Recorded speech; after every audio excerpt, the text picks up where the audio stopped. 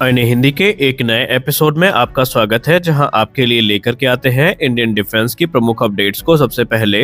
और आज के इस वीडियो में हम बात करने वाले हैं defence research and development organisation के अनमैन्ड एरियल सिस्टम प्रोग्राम के बारे में। दोस्तों, इस बात पे कोई संदेह नहीं है कि डीआरडीओ इस क्षेत्र में काफी रफ्तार के साथ आगे बढ़ रही है और एक के बाद एक जो नए प्रोजेक्ट है वो डीआरडीओ के द्वारा वास्तविकता का रूप ले रहे हैं। आपको पता होगा, हाल ही में जब स्विफ्ट की एक और उड़ान आयोजित करी गई थी जो कि पूर्णतः सफल थी, तो उसके बाद से ये माना जाने लगा था कि डीआरडीओ अब अनमैन्ड एरियल सिस्टम प्रोग्राम को लेकर के काफी गंभीर है और आने वाले भविष्य में भारतीय वायुसेना और नौसेना के लिए इस प्रकार के जो एडवांस प्रोजेक्ट हैं वो हमें देखने को मिलेंगे। दरअसल इस समय डीआरडीओ का जो ये रैपिड प्रोग्रेस है stealth flying wing uncrewed air system के क्षेत्र में, ये बेसिकली काफी मदद करने वाली है डीआरडीओ के आगामी remotely piloted strike aircraft programme यानी आरपीएसएमए, जो कि भारत का एक स्वदेशी प्रोग्राम होगा और इसे आप इंडिजिनस स्टेल्थ ड्रोन प्रोग्राम भी कह सकते हैं। इस मामले के जानकार लोग ये कहते हैं कि जो आरपीएसए प्रोग्राम होगा इसके अंतर्गत भारतीय वायुसेना और भारतीय नौसेना के लिए जो स्टेल्थ ड्रोन है इनका निर्माण किया जाएगा, जो कि अलग अलग प्रकार के जो मिशंस हैं उनको एग्जीक्यूट करने में सक्षम होंगे। हालांकि मौजूदा समय में इस मामले के जानकार लोग ये बता रहे हैं कि इंडियन एयरफोर्स और defence research and development organisation जो फाइनल कॉन्फ़िगरेशन है एयरक्राफ्ट की उसको फाइनलाइज कर रहे हैं और जैसे सारी चीजें फाइनलाइज हो जाएंगी आगे की जो प्रक्रिया है ये शुरू करी जाएगी। आपको हम बता दें कि ये प्रोग्राम देखने में जितना ज्यादा एम्बिशियस और जितना ज्यादा अट्रैक्टिव लग रहा है उसमें मेहनत और पैसा भी उतना ज्यादा लगेगा। रिपोर्ट्स ये दावा करती हैं कि तकरीबन इसमें 8,000 करोड़ रुपए की जो सेपरेट फंडिंग्स हैं इनकी जरूरत पड़ेगी ताकि 2 वेरिएंट तैयार किए जाएं। जो पहला वेरिएंट होगा आरपीएसए का, इसका इस्तेमाल बेसिकली स्ट्राइक मिशंस में किया जाएगा। कहने का मतलब ये है कि ये जो हमारे स्टेल्थ ड्रोन होंगे ये एनिमी टेरिटरी में एंटर करेंगे और एनिमी के जो हाई वैल्यू टारगेट्स हैं जिसमें उनके बंकर्स हो सकते हैं, उनका एमुनिशन डिपो हो सकता है, उनका फ्यूल डिपो हो सकता है, उसको ये ध्वस्त करेंगे। इसके अलावा ये जो ड्रोन है एनिमी के एयर डिफेंस सिस्टम को चकमा देते हुए उनको अपना निशाना बनाएंगे, जिससे कि एनिमी की एयर डिफेंस कैपेबिलिटी पूरी तरीके से न्यूट्रलाइज हो जाएगी। इसके अलावा जो कमांड एंड कंट्रोल सेंटर है या दूसरे इंपॉर्टेंट इंफ्रास्ट्रक्चर है जिसमें एयरफील्ड भी आती है, उनको भी ये डिस्ट्रॉय करने में सक्षम होंगे। जबकि जो दूसरा वेरिएंट होगा वो एयर डोमिनेंस को ध्यान में रख करके बनाया जाएगा। ये ड्रोन बेसिकली जो एरियल मिशंस हैं उनको एग्जीक्यूट करेगा। इसमें एयर टू एयर वेपन्स हमें देखने को मिलेंगे, डायरेक्टेड एनर्जी वेपन्स देखने को मिलेंगे जो कि हेलीकॉप्टर्स को और फाइटर जेट्स को अनमैन्ड एरियल व्हीकल को आराम से अपना टारगेट बना सकते हैं। इसके अलावा जो मिसाइल्स हैं उनको ये हवा में ध्वस्त करने की कैपेबिलिटी के साथ हमें देखने को मिलने वाले हैं। हालांकि ये प्रोग्राम जितना एम्बिशियस है इसके लिए अभी कॉम्प्लेक्सिटीज भी उतनी ज्यादा है। अगर हम इस ड्रोन को पावर करने की बात करें तो इनिशियल जो रिपोर्ट सामने आई है उसमें यह कहा जा रहा है कि आरपीएसए को पावर करने के लिए ड्राई कावेरी इंजन का इस्तेमाल किया जाएगा। ड्राई कावेरी इंजन जो कि इस समय अपने डेवलपमेंटल स्टेजेस से गुजर रहा है और माना जा रहा है कि 2025 तक जो सर्टिफिकेशन प्रोसेस है ड्राई कावेरी का ये पूरा कर लिया जाएगा। ड्राई कावेरी इंजन 46 से 48 किलोन्यूटन का थ्रस्ट जनरेट करने में सक्षम है और उसे आरपीएसए प्रोग्राम के लिए सबसे इम्पोर्टेंट माना जा रहा है। रिपोर्ट्स में ये क्लेम किया जा रहा है कि ड्राई कावेरी इंजन आने वाले भविष्य में एक नहीं, 2 नहीं बल्कि अलग अलग प्रकार के कई ड्रोन प्रोजेक्ट्स में हमें देखने को मिलेगा। हालांकि आफ्टर बर्नर सेक्शन पे भी इसके काम किया जा रहा है और इसके बाद इसे लाइट कॉम्बैट एयरक्राफ्ट तेजस से टेस्ट किया जाएगा। हाल ही में संसद में एक चीज तो स्पष्ट हो गई है कि जो parliamentary standing committee on defence थी उसने ये कहा था कि ड्राई कावेरी इंजन को जल्द से जल्द पूरा करना है और भारत को इस क्षेत्र में आत्मनिर्भरता प्राप्त करवानी है, यानी किसी भी कीमत में ड्राई कावेरी इंजन को तैयार करने की बात वहां पर कही गई थी। लेकिन आपको हम बता दें कि ये जो कावेरी इंजन होगा इसके आने के बाद भी जो कॉम्प्लेक्सिटीज हैं वो कम नहीं होंगी इस आरपीएसए प्रोग्राम की। यहाँ पर बहुत सारी क्रिटिकल टेक्नोलॉजीज हैं जिनको विकसित किया जाएगा, जिसके बारे में हम इस वीडियो में बात करेंगे।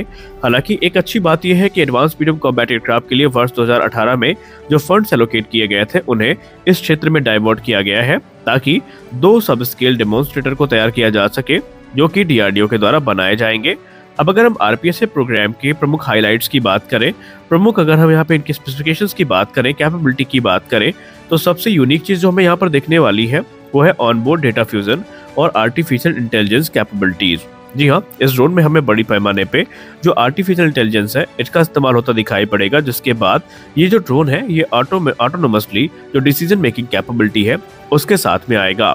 इसके अलावा इसकी जो सिचुएशनल अवेयरनेस है वो काफी ज्यादा एनहांस होगी और इसकी जो ओवरऑल कॉम्बैट इफेक्टिवनेस है उसमें भी काफी बड़ा बूस्ट हमें देखने को मिलने वाला है।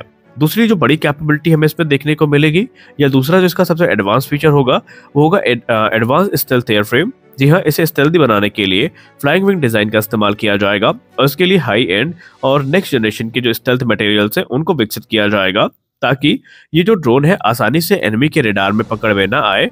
और जब ये ड्रोन आसानी से रडार की पकड़ में नहीं आएगा तो उसका सीधा मतलब ये है कि ये काफी स्टेल्दी वे में एनिमी टेरिटरी में एंटर करेगा, मिशन को एग्जीक्यूट करेगा और वापस आ जाएगा। तो इससे इसकी जो सर्वाइबिलिटी है वो काफी इनहेंस होगी और रडार द्वारा डिटेक्ट किए जाने के जो खतरे हैं वो भी काफी ज्यादा कम हो जाएंगे। तीसरा और सबसे इंपॉर्टेंट कंपोनेंट जो इस प्रोजेक्ट में हमें देखने को मिलेगा वो होगा integration of directed energy weapon system. जी हाँ, डायरेक्टेड एनर्जी वेपन्स जो है उनका इस्तेमाल किया जाएगा, जिसको हम DEW या लेजर वेपन्स भी कहते हैं। ये नॉन कैनेटिक वे होता है किसी भी टारगेट को डिस्ट्रॉय करने का, और ये ड्रोन वॉरफेयर में एक गेम चेंजर के तौर पर देखे जा रहे हैं। अब अगर हम भारत की बात करें तो हमें अलग अलग प्रोजेक्ट में जो डायरेक्टेड एनर्जी वेपन सिस्टम है ये देखने को और सुनने को मिलेंगे, जिसमें हमें AMCA Mark 2 में ये कहा जा रहा है कि उसमें भी जो DEW है इनका इस्तेमाल होता दिखाई पड़ेगा। इसके अलावा जो ये ड्रोन प्रोजेक्ट है इसमें DEW का मतलब है कि आने वाले भविष्य में डायरेक्टेड एनर्जी वेपन्स की सहायता से जो एनिमी के टारगेट्स हैं उनको न्यूट्रलाइज किया जा सकेगा, खासकर उनके जो एरियल टारगेट्स हैं जैसे कि मिसाइल्स हो गई और भी दूसरे जो वेपन्स हैं उनको हवा में ही डिस्ट्रॉय किया जा सकेगा।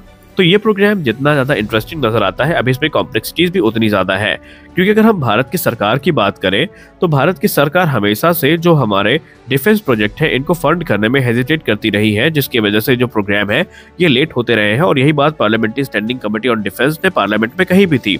RPSA प्रोग्राम में बहुत सारे एडवांस कैपेबिलिटीज इंटीग्रेट की जाएंगी, जिससे ये वैरायटी ऑफ मिशंस को एग्जीक्यूट कर सकेंगे, जिसमें रिकॉनेसेंस मिशन हो गए, सर्विलेंस मिशन हो गए और स्ट्राइक ऑपरेशंस को भी ये इजीली एग्जीक्यूट कर सकेंगी। हालांकि RPSA प्रोग्राम के लिए गवर्नमेंट, इंडियन एयरफोर्स और DRDO तीनों को प्रतिबद्ध रहना होगा। और अभी सबसे बड़ा चैलेंज DRDO के सामने तो पहले ये होगा कि इसके लिए एक जो क्रिटिकल टेक्नोलॉजीज है वो विकसित की जाए, जिसमें onboard data fusion, artificial intelligence, stealth airframe, directed energy weapons और भी कई कॉम्प्लेक्स टेक्नोलॉजीज हैं जो DRDO को विकसित करनी है, जो कि इसको पावर करने में, इसकी कैपेबिलिटी को एनहांस करने में जरूरी होगी। इसके अलावा DRDO को यहाँ पर डोमेस्टिक और जो पब्लिक सेक्टर है इनकी मदद लेनी पड़ेगी और फॉरेन एक्सपर्टीज की मदद भी लेनी पड़ सकती है इस प्रोग्राम में। हालांकि DRDO के वैज्ञानिक इसको लेकर के कॉन्फिडेंट है कि आने वाले भविष्य में वो इस प्रकार के ड्रोन का निर्माण कर सकते हैं, जो कि भारतीय वायुसेना और नौसेना की जरूरतों को पूरा करने में सक्षम होगा। हालांकि भारतीय नौसेना के द्वारा इस प्रोग्राम को लेकर के एक विशेष इंटरेस्ट प्रदर्शित किया गया है, जहां पर भारतीय नौसेना ने स्पष्ट शब्दों में ये कहा है कि उन्हें आने वाले भविष्य में अपने एयरक्राफ्ट कैरियर से ऑपरेट करने के लिए जो अनमैन्ड कॉम्बैट एरियल सिस्टम्स हैं इनकी जरूरत पड़ेगी, और अगर वो स्वदेशी हो तो ज्यादा अच्छा है। तो यानी DRDO इन्हीं सारे प्रोजेक्ट को ध्यान में रख करके लगातार आगे बढ़ रही है। तो आज के इस वीडियो में बस इतना ही। हम आशा करते हैं ये वीडियो आपको अच्छी लगी होगी। वीडियो अच्छी लगी तो वीडियो को लाइक करिए, नए चैनल को सब्सक्राइब करिए। मिलते हैं अगले वीडियो में, तब तक के लिए जय हिंद।